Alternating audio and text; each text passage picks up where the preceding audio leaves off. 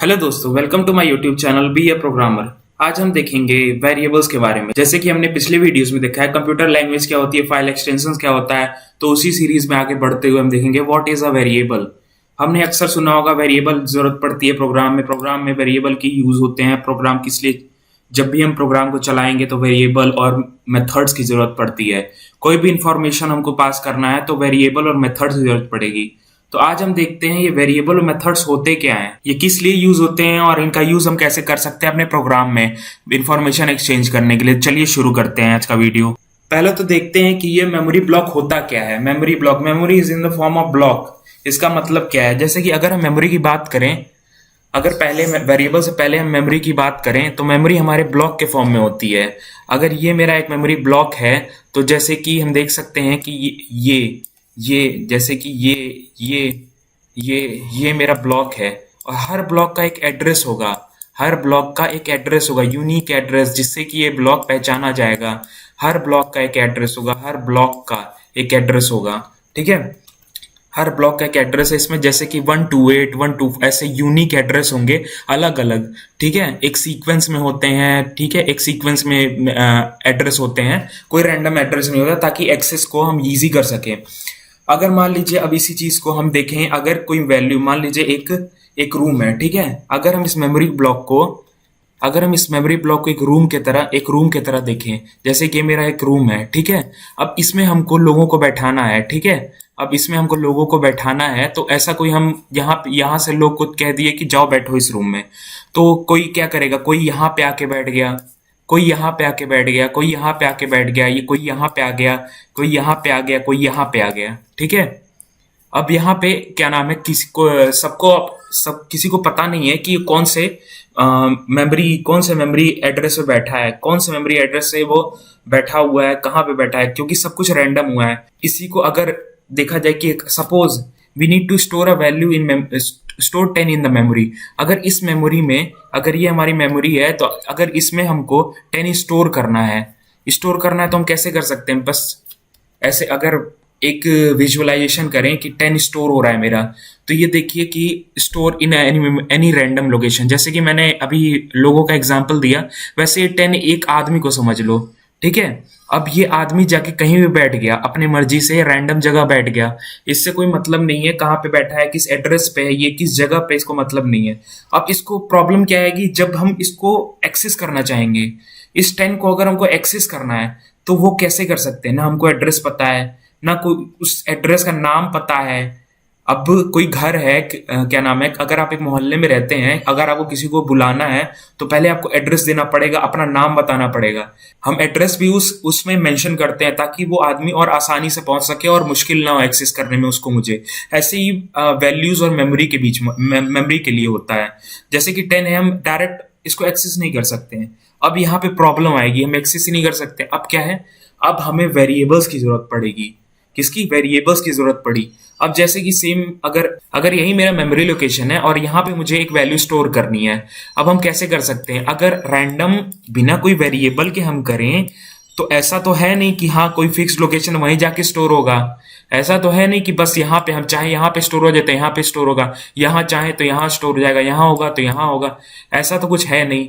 तो क्या होगा, अब होगा कि हम अगर वेरिएबल का इस्तेमाल करें, उसको कोई नाम दे दें, उस जगह को अगर कोई नाम दे दें तो वो चीज वहां पे पहले ही अपना जगह घेर सकती है और उसमें हम वैल्यू स्टोर कर सकते हैं। इसी का नाम है वेरिएबल्स। अब सिंटैक्स देखिए, अब हर लैंग्वेज का एक अपना तरीका है लिखने का वेरिएबल को।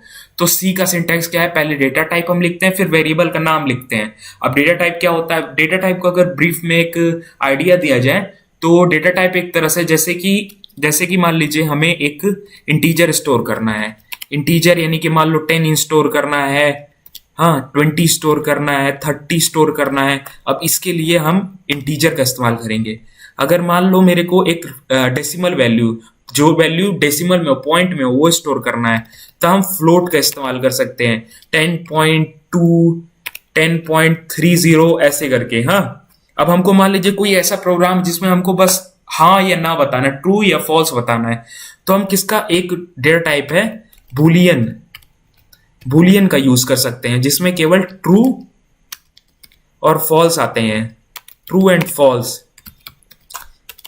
इस चीज को हम आगे देखेंगे अगले वीडियो में, वेरिएबल जिसमें हम डेटा टाइप के बारे में पढ़ेंगे और फंक्शंस का एक आइडिया लेंगे, फिर फंक्शंस के बारे में पढ़ेंगे। तो ये एक ब्रीफ इंट्रोडक्शन है बस डेटा टाइप का क्या होता है। तो आगे शुरू करते हैं कि अगर मान लीजिए इस डेटा टाइप, अगर इसको एग्जांपल लें इंट ए, जैसे कि मेरा ए है, ए मेरा क्या है, ए वेरिएबल का नाम हो गया इस सिंटैक्स के अकॉर्डिंग। डेटा टाइप पहले है मतलब इंट, वेरिएबल का नाम फिर ए, ठीक है, फिर सेमी कॉलन लग गया, ठीक है। सेमी कॉलन हर लाइन जहां पे मेरा कोड खत्म होता है वहां पे सेमी कॉलन लगाना बहुत जरूरी होता है, ठीक है, नहीं तो आपका एरर देगा, सीधी बात। ये सिंटैक्स है हमारे सी लैंग्वेज का, ठीक है। अब ये क्या करेगा, ए में क्या करेगा, अगर इंट ए जैसे हम डिक्लेयर की ना, यहाँ पे एक लोकेशन, कोई लोकेशन दे देगा ए को, और वहां पे ए वहीं पे स्टोर होगा। ए अब कहीं और किसी मेमोरी लोकेशन में उस प्रोग्राम में नहीं स्टोर हो सकता है, उसी मेमोरी लोकेशन में स्टोर होगा, ठीक है। अब अगर एक एग्जांपल है, हम कहे ए बराबर 10 प्रिंट ए, हाँ, अब इसका मतलब क्या है, ए बराबर 10 का मतलब क्या है। अब जैसे कि ए बराबर 10 जो है, ये हम क्या कर रहे हैं, यहाँ पे हम ये इसको हम कह रहे हैं कि ए को 10 वैल्यू दे दो। तो यहाँ पे हम अगर ए को हम कॉल करेंगे, अगर ए को हम कॉल किए तो हमको 10 वैल्यू मिलेगी। हमको क्या मिलेगी, हमको 10 वैल्यू मिलेगी। अगर ए को कॉल करेंगे तो यहाँ पे हमको 10 वैल्यू मिलेगा। और इसका मतलब क्या है, प्रिंट एफ, यानी कि ये प्रिंट एफ एक फंक्शन होता है जो कि स्टैंडर्ड इनपुट आउटपुट में होता है, ठीक है। इसके बारे में पढ़ेंगे स्टैंडर्ड इनपुट आउटपुट क्या है, जस्ट इसी वीडियो में देखेंगे आगे क्या होता है प्रिंट एफ, किस लिए यूज होता है। जैसे ये प्रिंट एफ है, अब इसको हम एक्सेस कर सकते हैं, प्रिंट एफ ए। अब ए का तो हमको लोकेशन और एड्रेस सब पता है कहाँ पे है, वो तुरंत एक्सेस कर लेगा। यहाँ पे ईज हो गई, हमको ईज हुई ना, यहाँ पे हमको एक्सेस करने के लिए ईज हुई हमको ए में। वेरिएबल इसलिए यूज होता है, ठीक है, हमें इजिली हम एक्सेस कर सकते हैं। अब देखिए रूल्स क्या है, रूल्स, अब हर लैंग्वेज के वेरिएबल डिफाइन करने के या कोई फंक्शन डिफाइन करने के हर एक रूल्स हैं कि ऐसे ही डिफाइन करना है, उसी को हम सिंटैक्स कहते हैं। अब देखें कि variable must begin with a letter और अंडरस्कोर। इसका मतलब क्या है, वेरिएबल का नाम, जैसे कि हम वेरिएबल का नाम अगर इंटीजर एक ले रहे हैं तो एक लेटर या तो इंट ए हो, ठीक है, या तो अगर हम इंटीजर हम करते हैं कि इंट एक अंडरस्कोर ले लिए और ए ले लिए, ठीक है। अब वेरिएबल का नाम कुछ भी लिख सकते हैं, बस लिख दें या इंट अंडरस्कोर बस लिख दें, ठीक है, ये सारा वैलिड है। और इसमें सारे में एक सेमी कॉलन लास्ट में आएगा, ये मैंने छोड़ दिया है, यहाँ पे सारे में सेमी कॉलन आएगा, ठीक है। जैसे कि आगे हम करें कैट अगर कर दें तो यहाँ सेमी कॉलन आएगा। इंट अगर हम दूसरा फ्लोट, अगर हम कोई फ्लोट नम एक नंबर है जो कि मेरा फ्लोट स्टोर कर रहा है, तो यहाँ पे ऐसे करके हम देख सकते हैं कि ये पहला तरीका है वेरिएबल डिफाइन करने का। अब दूसरा रूल क्या है कि variable can contain digits but not at the start with a digit. मतलब कि एक वेरिएबल जो है वो डिजिट कंटेन कर सकता है, मतलब कि इंट a2 ये एक वैलिड तरीका है वेरिएबल डिफाइन करने का, लेकिन 2a ये एक वेरिएबल तरीका नहीं है, ये एरर देगा। ये क्या देगा, एरर देगा। ये कंपाइल टाइम एरर आएगा इसमें कि ये variable can't be defined by like this, ऐसे करके कुछ एरर आएगा। जो भी एरर मैसेज आएगा वो हम लोग देखेंगे क्या एरर मैसेज आता है, तो ये एक एरर मैसेज आएगा। अब देखें कि no special character is allowed to use other than underscore. मतलब कि अगर हम ऐसे डिफाइन करना चाहें int a b underscore c, ये मेरा वैलिड तरीका है, ठीक है। अब इसको हम कह देंगे ये मेरा एक वैलिड तरीका है, ठीक है, जैसे कि ये वैलिड तरीका है, वैलिड, ठीक है। लेकिन अगर ऐसे हम करना चाहें कि हमको अगर मान लो डॉलर यूज करना है, ठीक है, अब ये क्या है, ये इनवैलिड है, ये पॉसिबल ही नहीं है, ये एरर देगा, ये टैग्स को फॉलो नहीं करता है, ये इनवैलिड है। अब देख keywords can not be used as a variable name. अब कीवर्ड्स क्या होते हैं, कीवर्ड्स अभी के लिए समझ लीजिए कीवर्ड के एक स्पेशल वर्ड है जिसका कोई स्पेशल मीनिंग है फॉर सम स्पेशल एक्शन। जैसे कि हमारा प्रिंट एफ नहीं, जैसे कि दिस हमारा एक कीवर्ड है, स्विच हमारा एक कीवर्ड है, फॉर कीवर्ड है, वाइल कीवर्ड है, डू कीवर्ड है, ऐसे ही कीवर्ड्स हैं ये सब, ठीक है। इफ कीवर्ड है, एल्स कीवर्ड है, एल्स इफ कीवर्ड है, ठीक है, ये हमारे कीवर्ड्स हैं। इसको हम वेरिएबल के जैसे अब ऐसे नहीं लिख सकते हैं इंट एल्स, ये हमारा इनवैलिड तरीका हो गया, इनवैलिड है ये, ठीक है। ऐसे हम यूज ही नहीं कर सकते कीवर्ड्स को। अब देखें कि सी लाइब्रेरी क्या होती है। अब सी लाइब्रेरी को, अब हमने वेरिएबल्स देख लिया, वेरिएबल्स क्या है, ठीक है। वेरिएबल्स बहुत अच्छा, काफी कुछ समझ में आ गया वेरिएबल्स, क्योंकि बहुत कुछ नहीं वेरिएबल्स में, हमने समझ लिया। एक छोटा सा हमारा पड़ाव पूरा हो गया, कि पहला स्टेप मेरा पूरा हो गया कि हम वेरिएबल्स का नाम जान गए हैं कि उसका मतलब क्या है, वो क्यों यूज होते हैं, किस लिए यूज होते हैं। अब हम जाने सी लाइब्रेरी क्या है। अब सी लाइब्रेरी जैसे कि डेफिनेशन एक लिखा हुआ है, library is a collection of header files. अब इस लाइन का मतलब हम समझेंगे अगले 2-3 मिनट में, ठीक है। ये बहुत ही गहरी लाइन है। Library is a collection of header files. इसका मतलब क्या है कि अगर हम अगर एक ये बॉक्स अगर एक लाइब्रेरी है, ठीक है, ये एक लाइब्रेरी है, तो इसके अंदर जो आएंगे वो हेडर फाइल्स आएंगी। अब इसको हम कैसे समझ सकते हैं कि जैसे मान लीजिए ये लाइब्रेरी मेरा एक तरह से हार्ड डिस्क है पूरा, ठीक है। हम नई हार्ड डिस्क खरीदते हैं तो एक बड़ा सा हार्ड डिस्क, एक ही फोल्डर होता है उसमें, एक ही ड्राइव होती है। लेकिन जब अब हम अपनी ईज के लिए क्या करते हैं, उसमें हेडर फाइल्स, मतलब कि उसमें और ड्राइव्स बना लेते हैं ताकि हम एक्सेस कर सकें, इंफॉर्मेशन एक्सेस जल्दी कर सकें। कि हाँ, मेरा अगर ये सी ड्राइव है, अगर मेरा डी ड्राइव है, यहाँ पे ये डी ड्राइव है अगर, तो इसमें गेम्स हो बस। अगर ये मेरा ई ड्राइव है, ई ड्राइव है अगर, तो इसमें बस मेरा मूवीज हो, ठीक है। ऐसे करके हम अपना ईज के लिए कर लेते हैं कि हमको एक्सेस करना इजी हो। नहीं तो अगर एक ही ड्राइव होगी तो हमको खोजने में बहुत टाइम लगेगा, एक्सेस टाइम बहुत ज्यादा लगेगा हमको। वो प्रैक्टिकल, मतलब हर आदमी ये करता है, बहुत ही प्रैक्टिकल चीज है, आदमी डिवाइड कर देता है अपनी हार्ड डिस्क को। ऐसे ही लाइब्रेरी है, लाइब्रेरी समझ सकते हैं, एक बड़ा सा लाइब्रेरी है, उसमें ऐसे ही ब्लॉक्स हैं, ठीक है, हेडर फाइल्स जिसको कहते हैं, एक कलेक्शन है हेडर फाइल्स की। अब हेडर फाइल्स क्या होते हैं, हेडर फाइल्स होते हैं कि ये सारे हेडर फाइल्स हैं। हेडर फाइल्स होते हैं कि एक मेरी पहले से एक लाइब, मतलब हेडर फाइल्स को हम कलेक्शन ऑफ वेरिएबल्स, मेथड्स और फंक्शंस बोल सकते हैं। कि हेडर फाइल्स में मेरा फंक्शंस है जो कि हम यूज कर सकते हैं। मान लो हम प्रोग्राम कोई बना रहे हैं, अब ऐसा तो है नहीं कि अगर हम प्रोग्राम बनाएंगे, कोई प्रोग्राम मान लो बड़ा सा हमको कोई एप्लीकेशन बनाना है, तो हर एक चीज हम स्क्रैच से नहीं बनाते हैं। कई चीज पहले से उस प्रोग्रामिंग लैंग्वेज में या सी लाइब्रेरी में दी हुई है, जैसे कि stdio, conio io, conio.h, graphics.h, ठीक है, ये हमारी हेडर फाइल्स हैं। अब इसको हम कैसे समझ सकते हैं, जैसे कि हम गए एक फर्नीचर की दुकान पे, ठीक है। अब हमें टेबल की रिक्वायरमेंट, तो हम क्या कहें, फर्नीचर की दुकान पे है, टेबल चाहिए। अब हम क्या करेंगे, फर्नीचर पे दुकान पे गए और टेबल खरीद लिए, बॉट टेबल, ठीक है।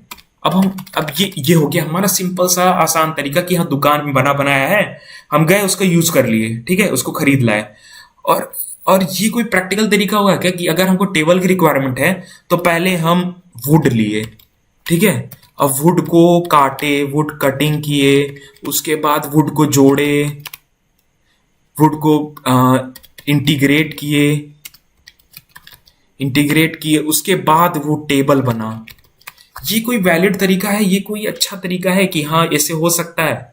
मुझे नहीं लगता ये कोई वैलिड तरीका है, ठीक है। अगर आपको एक वो बनाना है टेबल, तो आप टेबल खरीदते हैं जाके दुकान पे, ऐसा नहीं है कि बैठ के बनाते हैं। तो ऐसे ही हमारी हेडर फाइल्स हैं। हेडर फाइल्स क्या है, हेडर फाइल्स पहले से हमें दे दी गई हैं कि ये लो, तुम टेबल तुमको बना बना के दे दिया गया, तुम यूज करो इसका आराम से, बैठो इस पे जो करना है वो करो, ठीक है, बैठो इस पे जो काम करना है, पढ़ना है पढ़ो, लिखना है लिखो, जो करना है वो करो, ठीक है। ये हमारी है हेडर फाइल्स। अब हेडर फाइल्स क्या होती है, कलेक्शन ऑफ फंक्शंस। अब फंक्शंस क्या है, फंक्शंस हम आगे के वीडियोस में देखेंगे एकदम डिटेल में, कितने तरह के फंक्शंस होते हैं, क्या होते हैं फंक्शंस। अब आज के में देखते हैं कि फंक्शंस, अभी आज ब्रीफ में आइडिया ले लेते हैं बस फंक्शन का, आगे देखेंगे होता क्या है फंक्शन, ठीक है। अब फंक्शंस को एक तरह हम ऐसे समझ सकते हैं कि फंक्शन बस मेरा एक फंक्शन क्या है, बस मेरा फंक्शन है कि बस मेरा सेट ऑफ इंस्ट्रक्शन है,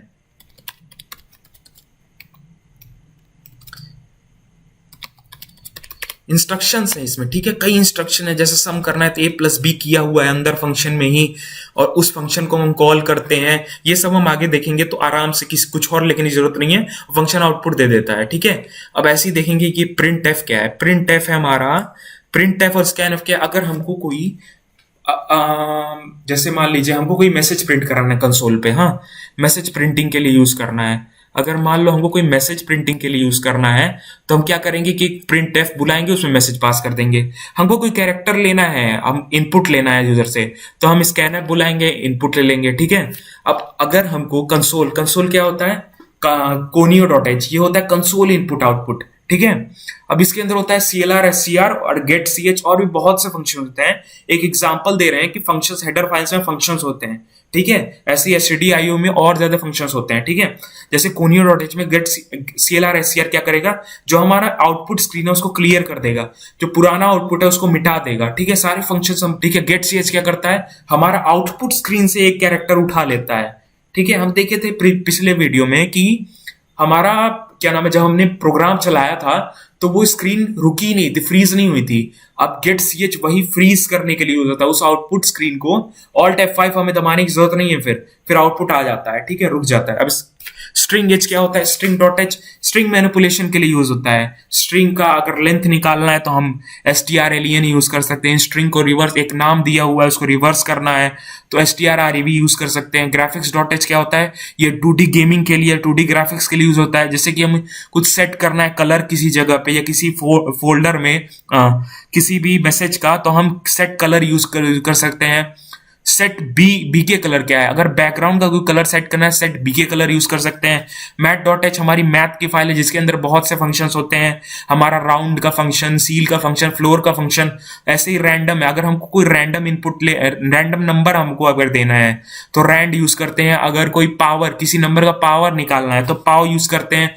डॉस क्या होता है, डॉस हमने जैसे सुना होगा कि डिस्क ऑपरेटिंग सिस्टम, हाँ, ये हमारे ऑपरेटिंग सिस्टम से रिलेट करता है, ठीक है। अगर हमको ऑपरेटिंग सिस्टम से कोई इंफॉर्मेशन चाहिए, डॉस यूज होगा। क्या यूज होगा, डॉस। अब गेट डेट और गेट टाइम, सिस्टम का डेट पता करने के लिए, टाइम पता करने के लिए, ठीक है। अब सीधा समझ में आ गया है कि what is C library? C library header files is a collection of related predefined functions and C library is collection of header files। इसका मतलब क्या हुआ कि ये हमारा, अगर ये मेरा ये हेडर फाइल जो है ना, ये हेडर फाइल है, तो ये क्या है, कलेक्शन है प्री डिफाइंड फंक्शंस का, ठीक है। इसके अंदर फंक्शंस हैं ये साले, रैंड, पाव, हाँ, set colour, print F, scan F, ये सारा मेरा फंक्शन है, ठीक है। ये मेरा हेडर फाइल है और ये क्या है, कलेक्शन ऑफ ये फंक्शंस। और ये सारा हेडर फाइल किस चीज का कलेक्शन है, लाइब्रेरी क्या है, लाइब्रेरी है कलेक्शन ऑफ हेडर फाइल्स,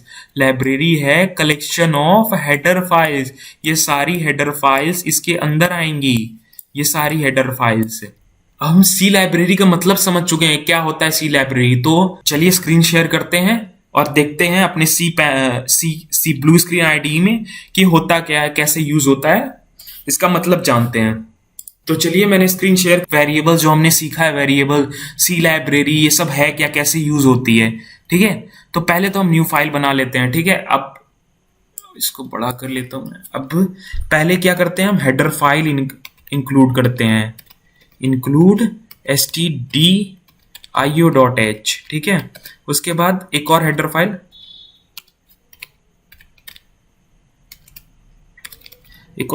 हम इंक्लूड कर लिए जिसका नाम है conio.h। ये दोनों हेडर फाइल हमें बहुत यूज होती हैं। अब वीडियो में देखते रहेंगे कि ये मेन क्या होता है, कैसे यूज होता है, आगे की वीडियो में बताऊंगा मेन के बारे में भी। तो चलिए पहले तो हम इंट ए एक डिफाइन किए, ठीक है, जैसे कि मैंने डिफाइन किया था। अब मैंने कहा कि इंट ए में 10 स्टोर कर दो, ठीक है। अब क्या करो, प्रिंट एफ कर दो मेरा ए, ठीक है। अब हम पहले तो, जैसे कि अगर हम इसको रन करने की अब कोशिश करें, पहले तो हम कंपाइल करते हैं, ठीक है। इसको कंपाइल किए, मेरे में एरर आया। एरर क्यों आया, अब देखते हैं कि ये क्या करें, can not convert into constant char star. इसका मतलब क्या हुआ, इसका मतलब कंपाइलर का कहना ये है कि जो ये ए है ना, ये कंपाइलर को पता नहीं चल रहा है कि ये कौन सा है, ये इंटीजर है ये। तो हम एक्स, क्या नाम है, यहाँ पे प्लेस मॉडिफायर्स यूज करते हैं। मॉड डी होता है, प्लेस मॉडिफायर्स यूज करते हैं। मॉड डी होता है हमारे इंट के लिए, ये सी लैंग्वेज में जरूरी होता है यूज करना, सी प्लस प्लस में ऐसा कुछ नहीं है, ठीक है। अब इसको हम कंपाइल करेंगे ना तो ये चल जाएगा, कंपाइल हो गया मेरा। अब इसको हम रन करेंगे, रन किए, आउटपुट स्क्रीन हमारी देखिए फ्रीज नहीं होता, जैसे कि रन किया, अगर हम इसको रन कर दिए, ये मेरा रन हुआ, रन हो गया, ठीक है। अब हम इसको देखेंगे Alt + F5 दबा के, ये 10 मेरा आ चुका है, ठीक है। अब इसको हमको क्या करना है, ये 10 मेरा दिखा नहीं रहा था। अगर हम यहाँ पे एक फंक्शन लगाते गेट सी एच अगर लगा दें और सेमी कॉलन यहाँ पे लगा दिए ना, अब इसको फिर से कंपाइल कर लिए Alt F9, उसके बाद फिर से Ctrl F9 करके रन कर लिए। अभी देखिए स्क्रीन पॉज हो गई, मैंने कुछ नहीं दबाया, Alt F5 का यूज नहीं किया, गेट सी एच इसलिए यूज होता है, ठीक है। अब यहाँ पे देखेंगे कि इन सब का मतलब क्या है जो हम यूज कर रहे हैं यहाँ पे। तो अब देखेंगे कि यहाँ पे यूज जो कर रहे हैं उसका मतलब क्या है। जैसे कि हम कमेंट्स, ऐसे कमेंट्स दे सकते हैं जो कि क्या नाम है, एग्जीक्यूट नहीं होता है, वो काउंट नहीं होता है, एक तरह से हम ये मान सकते हैं। तो जैसे कि ये है इंट ए मेरा क्या है, वेरिएबल डिक्लेरेशन, ठीक है। ये क्या है, असाइनमेंट, इसको क्या कहते हैं, असाइनमेंट ऑपरेशन, इसको क्या कहे, असाइनमेंट ऑपरेशन, यानी कि एक कोई वैल्यू हम असाइन कर रहे हैं। ये सब मेरी क्या है, हेडर फाइल्स, ये ऊपर वाली हेडर फाइल्स हैं सब, ठीक है। ये मेरा क्या है, फंक्शन है, इनबिल्ट फंक्शन। अभी इनबिल्ट फंक्शन पहले से ही कौन से लाइब्रेरी में, stdio.h, गेट सी एच, ये भी क्या है, इनबिल्ट फंक्शन। इनबिल्ट फंक्शन ये भी है। इनबिल्ट फंक्शन क्या होता है, जो पहले से हेडर फाइल्स में मौजूद हो। गेट सी एच मेरा क्या है, conio.h में है।